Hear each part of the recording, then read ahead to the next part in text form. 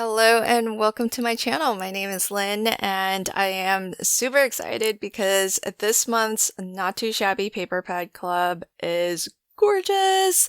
Look at these fun, really bright and just very cheerful papers. This is the Sunflower Fields paper pad, and the second paper pad that you get is Sunflower Watercolors, which perfectly coordinates. So I've picked one from each that go together, and what I am going to do in this video is I'm going to do a mini sheet load. So this month I am actually the Sheetload artist, guest artist, and so I've already completed a set of Sheetload cards already, and I didn't follow the rules then either. I used digital papers. Now I'm breaking the rules again, and I'm going to do a mini version. So if you want to check out the original Sheetload, then you want to pop on over to Call Me Crafty Al's YouTube channel and get the free printable. The Sheetload, as Alicia has designed it, will yield 8 cards, and you'll need 8.5 by 11 solid color cardstocks and 2 sheets of 12 by 12 papers. These papers are gorgeous, but they are 6 by 6. And so I have to do Sheetload with these Not Too Shabby papers. They are just too beautiful to miss this opportunity. So what I discovered is that the pattern paper pieces that you need for your card, you can actually get them both from a single sheet of 6 by 6 paper. So the top 2 cards that I already cut, I actually picked one sheet from Sunflower Fields and one sheet from Sunflower Watercolors, and then I mix and match between the two. However, if you ever follow along with any of my mini one sheet wonder cards, I always recommend, if you're doing one of my mini one sheet wonders, to pick a double-sided pattern paper, and that way all of the pieces that you cut, you can mix and match between the 2 sides. And so that's what I'm going to do for the next 2 cards. In total, you'll see me make 4 cards.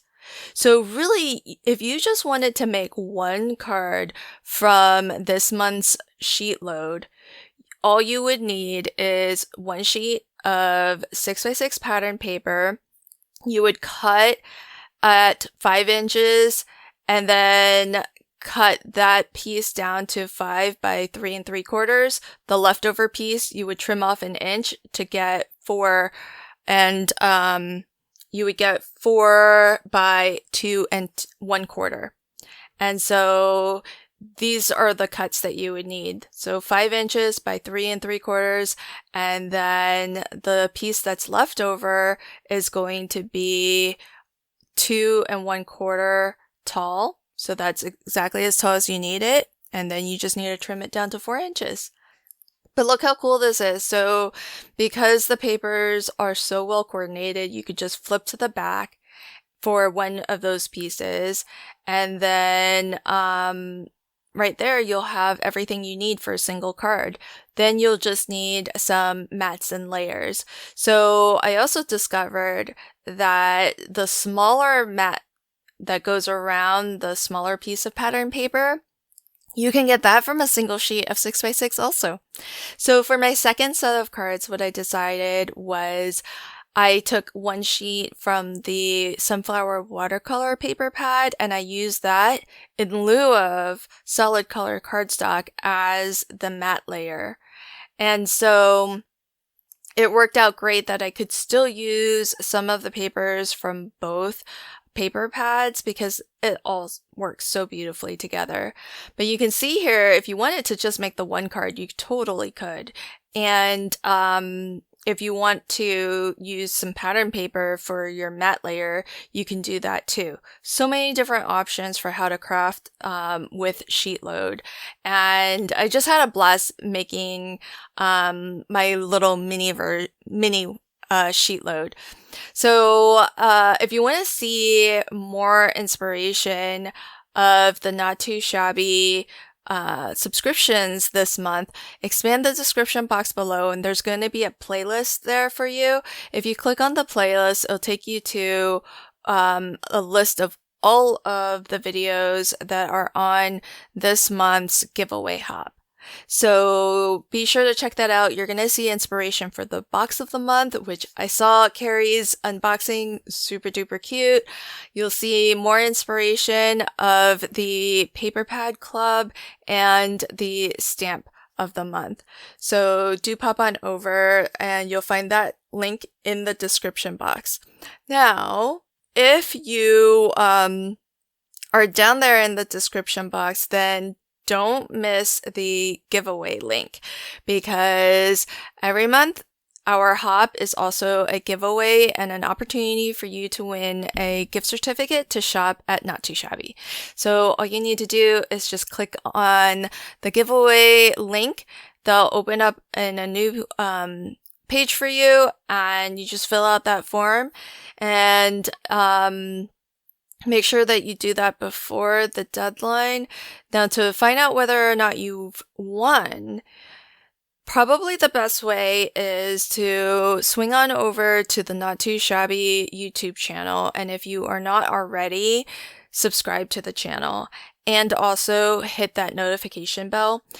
Because what happens is you're going to be more likely to see Not Too Shabby videos and community posts in your feed. And as well, you will also get a notification or an alert whenever new content gets posted.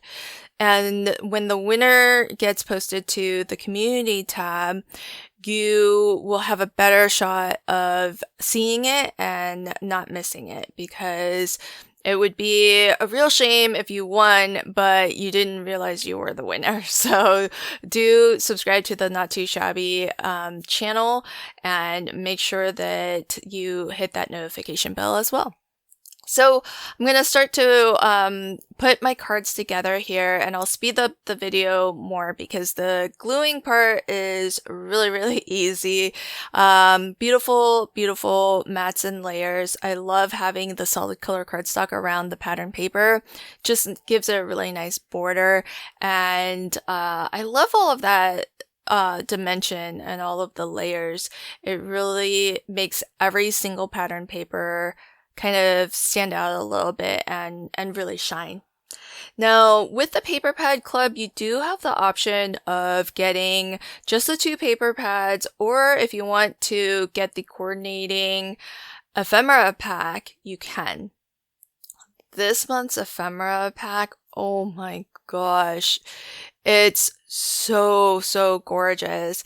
But I didn't realize until this moment, when I spread everything out just to see all of my options, every single piece of ephemera is different. Every single one is different. So what that means is that you're going to have a lot of variety, but it will also mean that it's going to be so hard to pick what to use because you don't have a second one. So I love everything. The quality of these ephemera pieces is really, really nice. And they're nice and thick. It's like it's printed onto heavyweight cardstock almost. It's really nice. I really love it, and I love the size of most of them as well, because especially when you don't have duplicates, I do love the fact that almost all of them, I don't think all of them, there are some pretty small ones, but almost all of them are large enough that they can be used by themselves and they can carry the card. So that's exactly what I did, and I only picked one piece of ephemera for each of these cards, and what that'll mean is that your ephemera pack is really going to stretch. I mean, you're going to be able to make so many cards with this pack of ephemera. For my for everything else, other than my ephemera, I did glue it down flat, but the ephemera, I'm putting some low profile foam behind it. That way it has some lift and there's a little bit more dimension to it. I was really got really lucky that the Hello Sunshine sentiment is from this month's stamp of the month. And so I stamped it out and I just kind of trimmed it down to a size that I thought would work. But really, I just trimmed the top and the bottom of the sentiment, and whatever was to the left and right, I just kind of left and figured I'll just cut that down to size when I go to use it. Well, I really lucked out because the height that I happened to cut the sentiment strips to, it fits perfectly in that gap between the two pattern papers. So I just got a kick out of that. I did that same thing on two of my cards, and I just thought it was really fun. It just worked out so great that it fit so perfectly. And to match the angle to get it to be nice and flush with the pattern paper, I don't know if you saw me do it, but I just took a little pencil, made a little pencil mark, lined it up where it needed to be, made a little pencil mark, and then I lined the pencil mark up in my trimmer and cut it. So now these two cards, I used two different 6x6 papers and solid color cardstock as my matte layers. And then from the two pattern papers, I cut them the same way, but then I swapped them so that one pattern is the larger piece in the back and the other pattern is the piece that's in the front. Now these next two cards, what I did was I took one piece of 6x6 pattern paper and I use one side for the larger pattern, and then I just flip to the back of that same sheet to get the smaller pattern paper pieces. So this is a fun way with either two sheets of 6x6. You can make two cards that more resemble the way the Sheetload was designed, or you can just use one sheet of 6x6 pattern paper and make one of the Sheetload cards. So I hope you enjoyed my mini Sheetload featuring this month's Not Too Shabby Paper Pad Club. Expand the description box below for a link to enter this month's giveaway, and as well for a link to open the playlist where you can see even more inspiration for this month's new releases. Thanks again, and until next time, happy crafting and have a fabulous day. Bye!